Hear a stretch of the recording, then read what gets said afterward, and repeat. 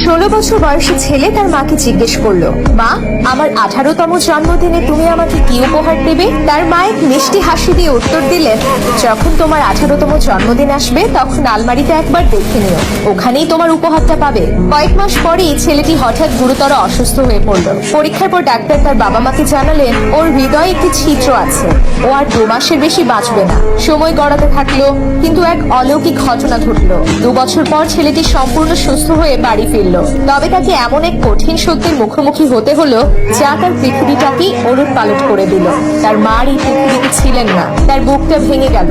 ঠিক তখনই মায়ের বলা কথাটা তার মনে পড়লো, আলমারিতেই তোমার উপহার থাকবে। সে দ্রুত পায়ে ছুটে গিয়ে আলমারিটা খুললো। ভেতরে একটি সুন্দর উপহারের প্যাকেট রাখা ছিল।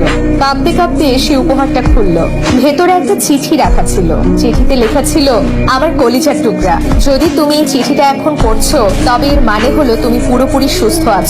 আমার মনে আছে যখন ডাক্তার বলেছিলেন তোমার হৃদয়ে ছিদ্র আছে, সেদিন আমার পৃথিবীটাই শূন্য হয়ে গিয়েছিল। আমি সেদিন অনেক কেঁদেছিলাম, অনেক বেশি। তারপরে আমি একটা সিদ্ধান্ত নিলাম, আমি তোমাকে আমার হৃদয়টা দেব।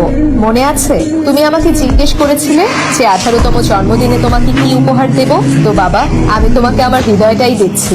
এটা সব সময় যত্ন করে রেখো। শুভ জন্মদিন বাবা, তোমার মা। যদি আপনার চোখ দুটো অশ্রুসিক্ত হয়ে যায় তবে মায়ের প্রতি ভালোবাসার নিদর্শন স্বরূপ একটি হার্ট ইমোজি কমেন্ট বক্সে দিন। এটা শুধু একটা গল্প নয়, মায়ের ভালোবাসার এক বিরাট দৃষ্টান্ত। মায়ের মতো আর কেউ হয় না।